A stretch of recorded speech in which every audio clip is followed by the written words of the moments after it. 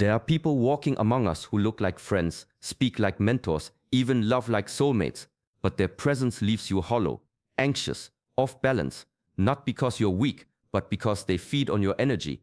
In the ancient Shaolin path, we were taught that not all enemies come with swords, some come with smiles.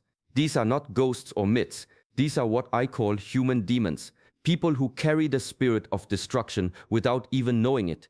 And if you don't learn to recognize them, you'll lose more than peace, you'll lose yourself. In this video, I will guide you through 5 powerful signs that reveal when you're dealing with a human demon. These signs are not based on superstition. They come from years of internal observation, spiritual discipline, and understanding how energy moves through the body and mind. You'll learn how these people distort reality, drain your clarity, and twist your own virtues into weapons. And more importantly, you'll learn how to see it early, before the damage is done. The path of Shaolin is not about fear, it's about discernment. To walk in peace, you must know the shape of war, even when it wears a kind face. Stay with me until the end of this video. What you hear may explain things you felt for years but never had words for. This is Shaolin Soul Fire. If you're walking the path of self-mastery, stillness, and spiritual strength, subscribe now. Your discipline protects your soul, but your awareness, that's what keeps you free. There's a kind of tiredness that sleep cannot fix. You walk away from a conversation and something feels off. The room is quiet, but your thoughts are loud, heavy, spinning. This is not ordinary exhaustion, it's a leak in your energy field. The ancient masters understood energy not as a symbol, but as a living current.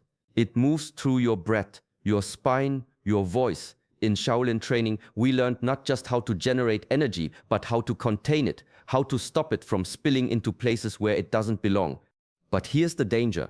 Some people survive by draining others, not through violence, but through subtle, repeated disturbance. These are the ones who smile while pulling threads from your mind, who speak in circles, who turn every truth into fog. You leave feeling less yourself, and they leave feeling strangely full. That's no accident. They are addicted to your attention, and they will do anything to keep it. Praise doesn't satisfy them. Neither does conflict. What truly feeds them is your reaction. Confusion, guilt, overthinking, it's all energy, and they know how to pull it from you without touching your skin. One student once asked me, "Master, how do I know if someone is stealing my energy?" I told him, after speaking with them, sit in silence. If your breath is shallow, your chest tight, your mind restless, that was not a conversation, that was an extraction. You must become a guardian of your inner space. You cannot stop people from reaching for your energy, but you can stop giving it away without realizing it. The first step is to notice the fog, because clarity, once you reclaim it, becomes your protection. Not all poison comes in a bitter cup. Sometimes it's sweet, warm, familiar. One of the earliest lessons in the temple was to stop looking at appearances. The world is full of masks, some worn to survive, others to deceive. The deeper path is learning to see with the inner eye, not just what is said or shown, but what is true. A human demon rarely shows their face. They move through charm, through timing, through precision. They speak your language, they mirror your values. They offer concern, but only when someone is watching. They learn your rhythms, then use them to pull you into theirs. This is why Shaolin monks train not just the body, but the perception. To see through illusion requires stillness, discipline. You must be quiet enough inside to notice the difference between sincerity and strategy. The most dangerous ones never argue with you. They praise you, they flatter you, they make you feel seen. But if you observe long enough, you'll notice something. Their kindness is selective, calculated. Watch how they treat those who hold no power, animals, elders, the ones who cannot serve them. That's where the truth leaks out. Do they show the same softness, or does the mask fall when no one is useful? A person's relationship with the weak reveals their soul, not their words, not their posture, their instincts. In Shaolin, we were taught that real strength bows before life. It never steps on the small to rise.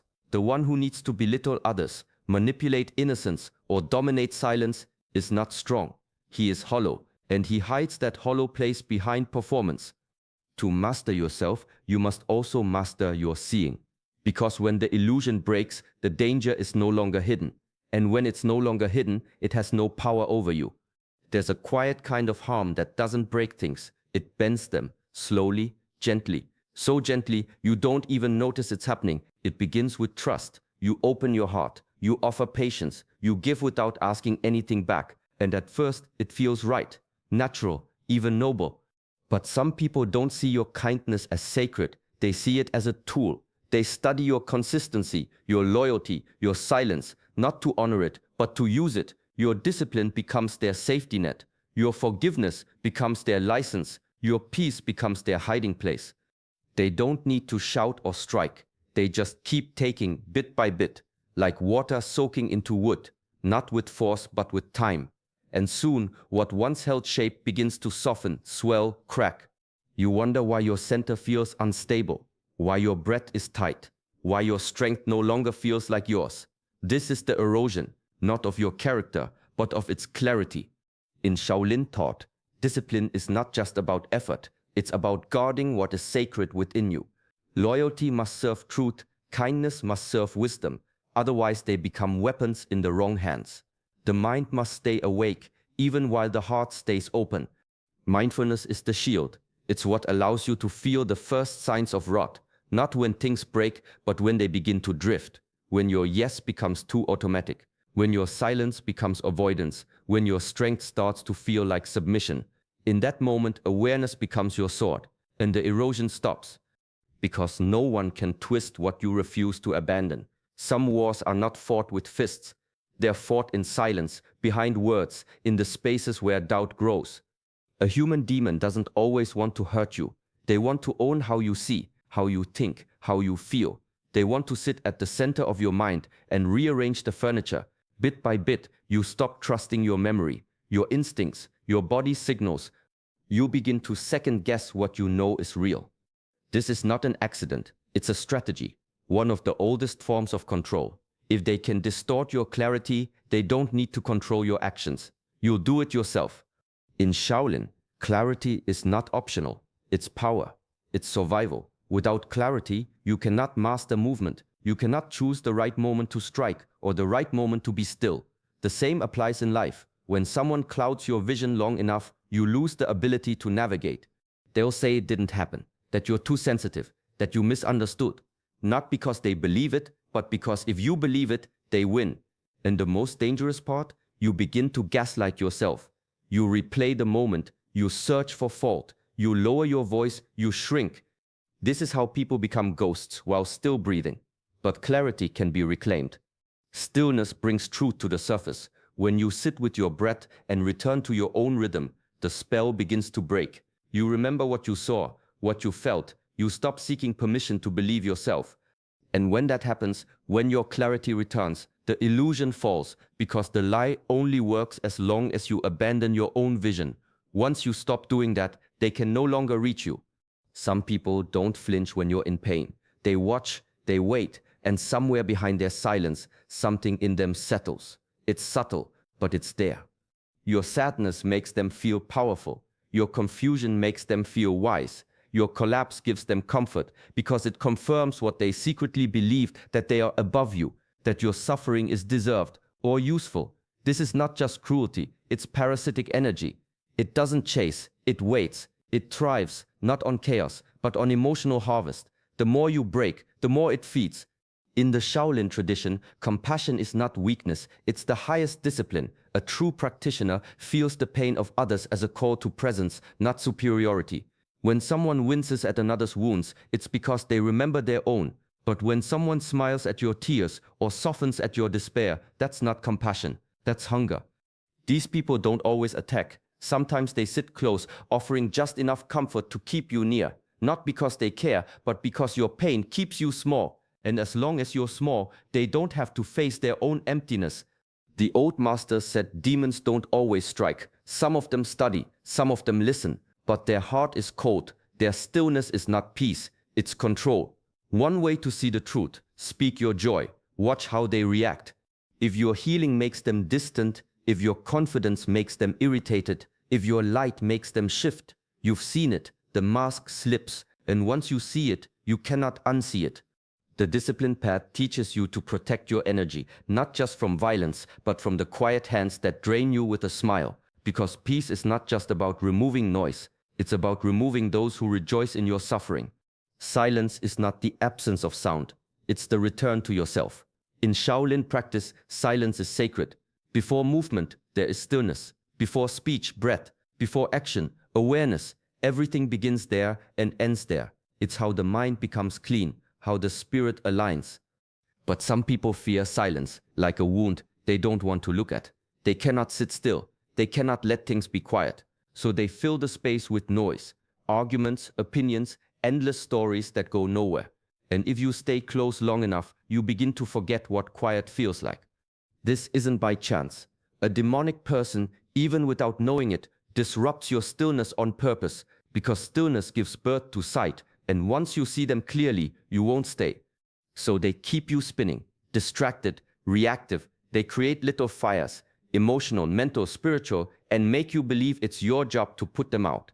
Every day becomes a rescue mission. Every hour, a performance. But silence? Silence would expose everything. You'd hear the lies between the words. You'd feel the truth in your body. You'd notice the weight that always enters the room with them. You'd remember who you were before they entered your life. This is why inner discipline matters. You must protect your silence like it's life itself, because it is. Not everyone deserves access to your peace. Not everyone is meant to sit in your quiet. If someone cannot stand stillness, if they always need you off balance, always need something wrong, they are not feeding your spirit. They are hiding from their own. Silence reveals, and what it reveals frees you. Some people don't meet you, they become you.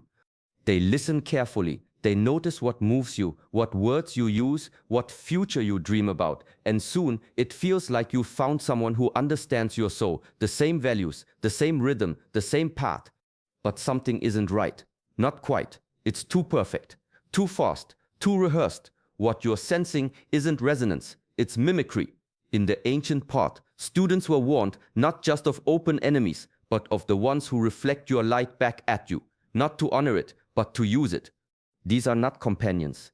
They are mirrors shaped by intent, and the reflection they offer is bait. They make you feel seen, so you'll stop seeing them. They match your inner world, so you'll let down your guard. And once your trust is open, they begin their work, not always malicious, but always consuming. This is where inner observation becomes essential. In Shaolin training, we don't just observe the world, we observe the one observing. We watch ourselves, our reactions, our attachments, our hunger to be understood, because it is often that hunger that blinds us. We want to be met so deeply that we miss the trap in the mirror. A false mirror reflects everything except truth. So pause, watch, let time reveal what charm tries to conceal. Real connection doesn't rush, it doesn't imitate, it stands on its own center. When someone is too much like you, ask, who are they when you're not around? What do they stand for when no one's watching? Stillness will answer, and when it does, you'll know if what you're looking at is a reflection or a mask. There was a time when you moved with certainty, quiet, steady, grounded. You didn't need to explain yourself. You felt your direction like a current under your skin. Even when life was unclear, something in you knew where to step.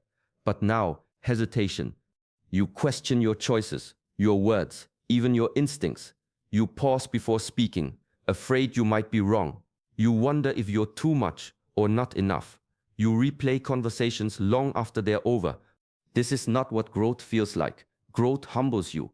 Yes, but it sharpens you. It deepens your listening. It strengthens your trust in yourself. What you're feeling now is corrosion. It happens slowly, not all at once. A subtle unraveling of your inner compass, infected by another's distortion. Their doubts, their control, their quiet undermining of your perception. They don't tell you what to think. They make you unsure you can think at all. This is what human demons do. They don't attack your body. They reach for your intuition. In the Shaolin way, intuition is trained, not dismissed. It's the wisdom behind the technique, the silence behind the movement. It's what tells the master when to act, when to wait, when to walk away. And once you begin to doubt that voice within, you become easy to move, easy to mold. That's the real danger. The path is always inward, not outward, not into someone else's approval, not into someone else's certainty, but into your own breath, your own knowing, your own center. Reclaiming it is not a battle, it's a return. You already knew, you were already steady, and you can be again. When you bring light to someone's shadow, you'll see their true shape, not through argument, but through attention. When you grow, when you heal, when you begin to stand tall again, watch who grows quiet. Watch who tightens. Watch who tries to pull you back. That's your answer. A human demon can't survive your awareness, because awareness is presence, and presence is power. They can only live in confusion, in chaos, in the space between who you are and who you've forgotten to be. But now, you remember, your clarity is your protection, your stillness is your shield, and your ability to walk away, not with hate, not with fear, but with peace, that's the highest discipline. So as you move through your day, stay mindful, listen inward, guard your energy with wisdom, not walls, and trust that anyone disturbed by your peace was never aligned with it to begin with. Thank you for walking this path with us. If this teaching has helped you see more clearly, support our journey by liking the video and subscribing to our channel Shaolin Soulfire. Walk gently, stay awake, and honor the stillness within you.